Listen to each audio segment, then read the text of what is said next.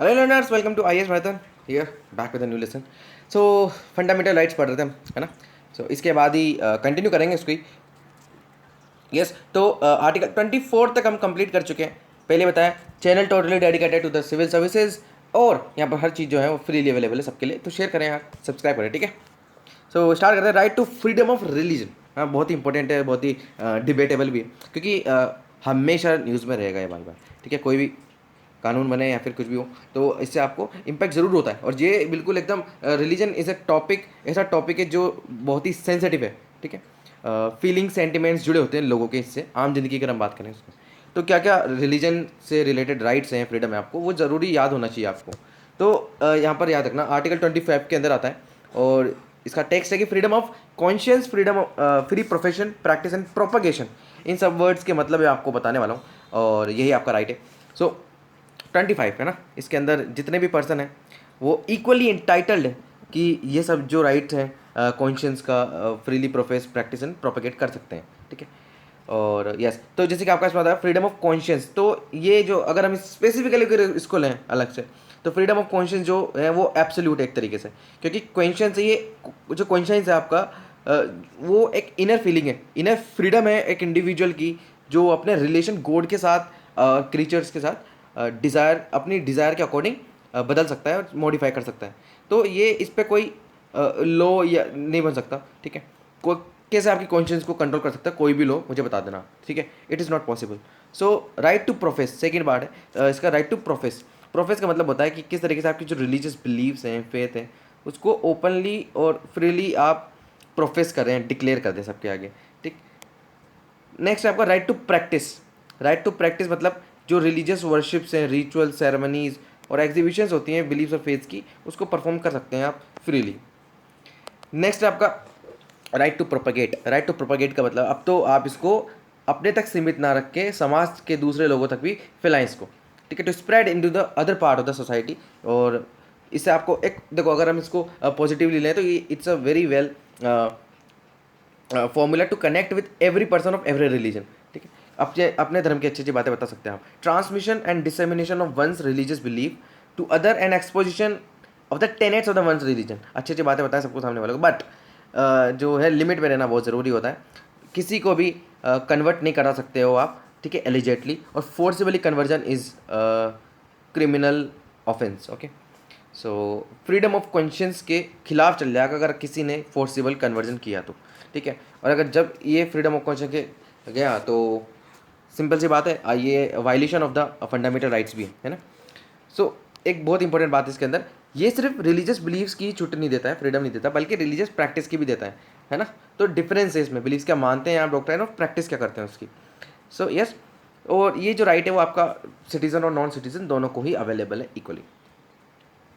अब कुछ ये बेसिक वही रीजनेबल रेस्ट्रिक्शन की यहाँ पर बात आती है कि पब्लिक ऑर्डर हुआ, मॉरलिटी, हेल्थ, ठीक है, और अदर प्रोविजन जो फंडामेंटल राइट मेंशन है वो आपका क्या है, सब्जेक्ट टू वायलेशन हो सकता है फंडामेंटल राइट का। लेकिन यहाँ पर स्टेट की कुछ ड्यूटीज़ है। अब स्टेट परमिट करता है, परमिट टू रेगुलेट और रेस्ट्रिक्ट एनी इकोनॉमिक, फाइनेंशियल और पॉलिटिकल और कोई भी सेक्युलर एक्टिविटी जो कि रिलीजियस प्रैक्टिस से रिलेटेड है, ठीक है। तो स्टेट उसको परमिट, रेगुलेट और रेस्ट्रिक्ट कर सकता है। सेकंड, ये प्रोवाइड कर सकता है for social welfare and reform और throw open Hindu religious institutions of a public character. Public character is word is a very important of all classes and sections of the Hindus.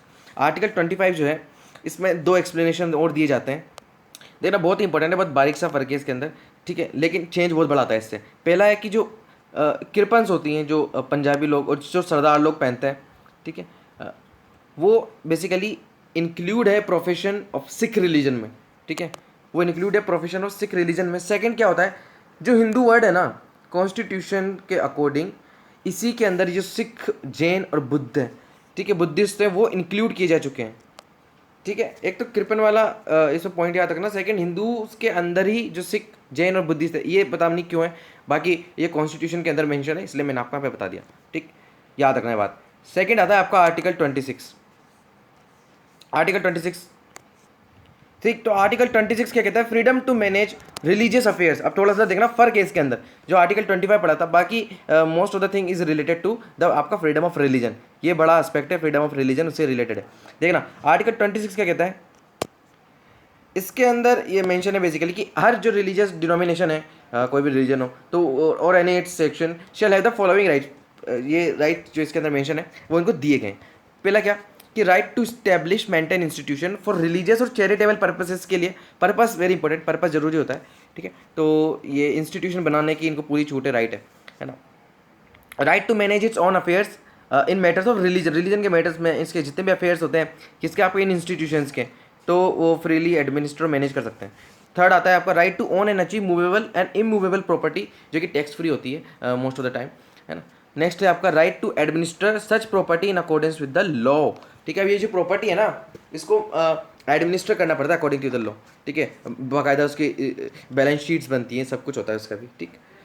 अब article 25 guarantee करता है, article 25 guarantee करता है आपको एक individual rights को, ठीक है। अभी हमने आर्टिकल 25 पढ़ा, इसके पहले वो इंडिविजुअल राइट्स को करता है। लेकिन आर्टिकल 26 जो है ना, वो पूरा रिलीजियस डिनोमिनेशन को ही और पूरे सेक्शन को ही करता है। यानी कि हम कह सकते हैं कि जो आपका आर्टिकल 26 है ना, वो आपका कलेक्टिव फ्रीडम ऑफ रिलीजन को प्रोटेक्ट करता है, ठीक है। आर्टिकल 25 क्या है, इंडिविजुअल पर्सपेक्टिव यानी कि माइक्रो पर्सपेक्टिव। आर्टिकल 26 क्या है, आपका कलेक्टिव यानी कि मैक्रो लेवल पे टैकल करता है रिलीजन के अफेयर से।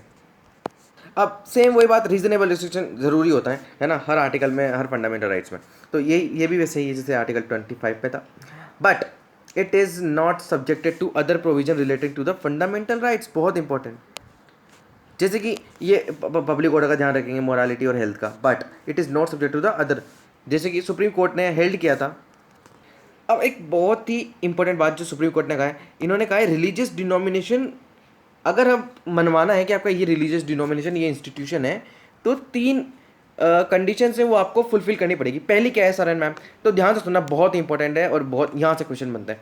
पहला, सुप्रीम कोर्ट ने कहा है कि एक कलेक्शन ऑफ इंडिविजुअल होना चाहिए जिनका बिलीफ सिस्टम जो है वो कंड्यूसिव होना चाहिए उनकी स्पिरिचुअल वेलबींग से, यानी कि उनके प्रैक्टिसेस जो, देखो सबसे पहले आप एक डिफरेंस समझो कि अगर आपने स्पिरिचुअलिज्म को रिलीजन से कनेक्ट कर दिया तो ये गलत होता है बिल्कुल। Religion is a different thing और आपका spiritual is a different thing, ठीक है।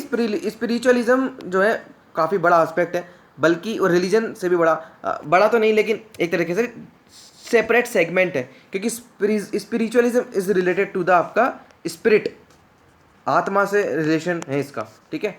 तो स्पिरिचुअलिज्म कभी इसको डिटेल में डिस्कस करेंगे, फिलहाल तो आप इसको रिलीजन से मत जोड़ना, ठीक है। स्पिरिचुअल को अगर हम बड़े एस्पेक्ट में देखें, लेकिन यहाँ पर सुप्रीम कोर्ट ने क्या कहा है कि जिनका सिस्टम ऑफ बिलीफ है ना वो कंड्यूसिव होना चाहिए इनकी स्पिरिचुअल वेलबींग से, काम भी उसी सेक्टर में करेंगे, है ना, उनका मानना भी वो हो जो वो करना चाहते हैं। सेकंड, ये कहते हैं कि it should have a common organisation, एक कॉमन ऑर्गेनाइजेशन हो। Third, it should be designated by a distinctive name, एक डिस्टिंक्टिव नेम होना चाहिए इसका, ठीक। अब इसमें एग्जाम्पल देके बताया, देखो जैसे कि रामकृष्ण मिशन है और आनंद मर्ग है, ठीक है। ये दोनों को रिलीजियस डिनोमिनेशन बताया गया है हिंदू रिलीजन के अंदर, बहुत इंपॉर्टेंट बात है, ये हिंदू रिलीजन के अंदर इनको रिलीजियस डिनोमिनेशन बताया गया है, बल्कि जो अरबिंदो सोसाइटी है उसको रिलीजियस डिनोमिनेशन नहीं डिक्लेयर किया गया बाय द सुप्रीम कोर्ट, है ना, इंपॉर्टेंट है, ठीक। अब नेक्स्ट आता है आपका आर्टिकल, हमने 25 और 26 पढ़ लिया, अब आता है 27, ये बहुत इंटरेस्टिंग है पढ़ना, इसमें बहुत इंपॉर्टेंट बात है। देखो ये कहते हैं freedom from taxation for promotion of religion. अब बहुत ही छोटी छोटी लाइनें, बहुत ही इंपॉर्टेंट पॉइंट्स आते हैं इसके अंदर। पहली बात देखो, आर्टिकल 27 जो है वो क्या कहता है, lays down that no person, बहुत important, no person shall be compelled, यानी कि किसी को मजबूर नहीं किया जा सकता कि वो टैक्स दें किसी भी रिलीजन को प्रमोशन करने में या maintenance of any particular religion और रिलीजियस डिनोमिनेशन। यहाँ पर पर्सन की बात आई है, इंडिविजुअल, ठीक है।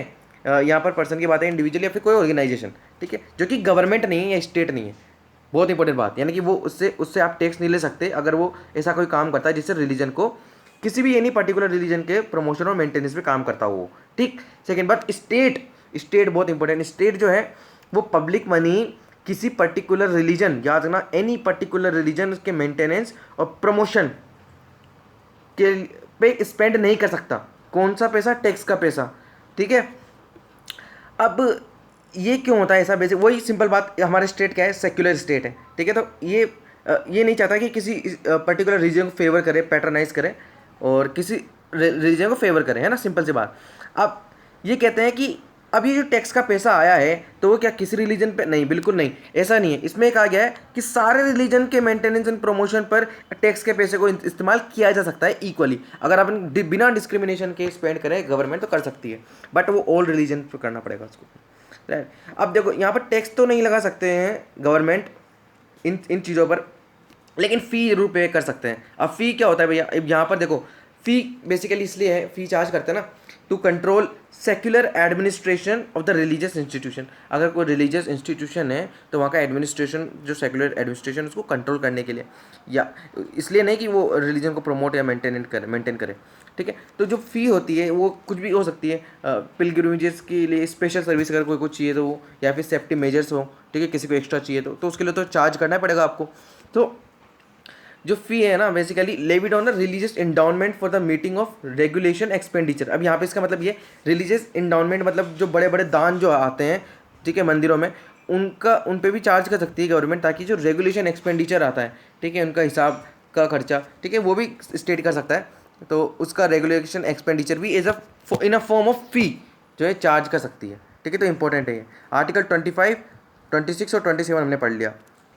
अब आर्टिकल 28 के अंदर देखो फटाफट क्या होता है, इसको ख़त्म करते हैं, ठीक है। यह लास्ट आर्टिकल है आपका अंडर रिलीजन, जो फ्रीडम ऑफ आपका रिलीजन है इसके अंदर, है ना। तो इसके अंदर सबसे पहली बात वो ऐसे देखो, जो रिलीजियस इंस्ट्रक्शन होते हैं, ठीक है, किसी भी पर्टिकुलर रिलीजन से रिलेटेड, वो कोई अगर एजुकेशनल इंस्टीट्यूशन के अंदर दिए जा रहे हों वो इंस्ट्रक्शन, तो उससे टैकल करता है आपका आर्टिकल 28।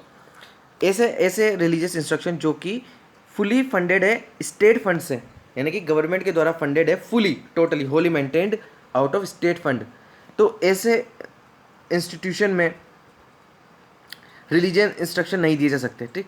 सेकंड, ऐसे ऐसे इंस्टीट्यूशन जो कि स्टेट के द्वारा एडमिनिस्ट्रेड है, बट वो इस्टेब्लिश किसके अंदर किए गए, कोई भी एंडाउनमेंट या ट्रस्ट के अंदर, है ना, जो कि रिलीजियस इंस्ट्रक्शंस के अंदर दे सकता है। भी हम डिस्कस करेंगे इसको फर्दर। सेकंड पॉइंट इसका ये आता है कि किसी भी पर्सन को उसके कंसेंट के बिना, ठीक है, रिलीजियस इंस्ट्रक्शन नहीं दे सकते। अगर वो माइनर है तो उसके गार्जियन के बिना, ठीक है, वो भी स्टेट फंड वाला जो इंस्टीट्यूशन है स्टेट के अंदर, तो पर्सन जो है उसको रिलीजियस इंस्टीट्यूशन, इन वाले एजुकेशनल इंस्टीट्यूशन के अंदर इंस्ट्रक्शन नहीं दे सकते। अब आर्टिकल 28 ने जो एजुकेशनल इंस्टीट्यूशंस हैं अपने कंट्री के अंदर, उनको 4 में डिवाइड किया हुआ है। पहला जो कि from the perspective of religious instruction, ये पर्सपेक्टिव आपने दिमाग में रखना, ठीक है। पहला, ऐसे इंस्टीट्यूशन जो पूरी तरह से मेंटेन्ड है स्टेट के द्वारा, यहाँ पर टोटली प्रोहिबिट है ऐसे इंस्ट्रक्शन देना, रिलीजियस इंस्ट्रक्शन देना, ध्यान से सुनना, है ना।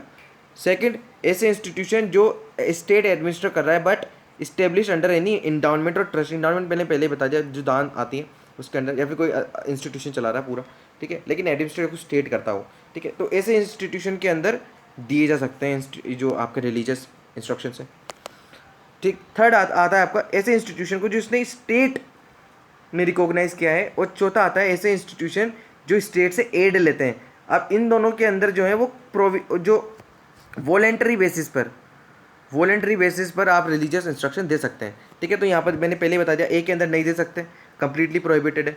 सेकंड वाले के अंदर आप दे सकते हैं, परमिटेड है। और सी और डी जो है आपके इंस्ट्रक्शन परमिटेड है बट वॉलेंटरी बेसिस पे, ठीक है। तो ये आपका कंप्लीट हो गया। अब नेक्स्ट में हम पढ़ेंगे कल्चरल एंड एजुकेशनल राइट्स, जो आपका आर्टिकल 29 और आर्टिकल 30 पढ़ेंगे, ठीक है। फिर उसके बाद आएगा आपका आर्टिकल 31 जो कि बहुत इंटरेस्टिंग है, ठीक है। तो उसके आर्टिकल 32 वाला लेसन बिल्कुल मत छोड़ना, काफ़ी ज़्यादा डिबेटेबल है वो, और न्यूज़ में भी रहता है वो, ठीक है। तो मिस तो कुछ भी नहीं करना, आपको एक एक बार सब कुछ पढ़ना है, इतना लाइन टू लाइन और बिटवीन द लाइन पढ़ा रहा हूँ। काफ़ी सारे सोर्सेज भी हैं इसके अलावा जो कि बीच बीच में बताता हूँ मैं, जो इंपॉर्टेंट लगता है वो बताता ही हूँ, ठीक है। तो मिलते हैं अगले लेसन में, जब तक के लिए stay tuned and have a nice day. Please keep reading, keep sharing and keep subscribing our channel, और शेयर जरूर करना इन सब चीज़ों को, ठीक। तो मिलते हैं अगले लेसन में।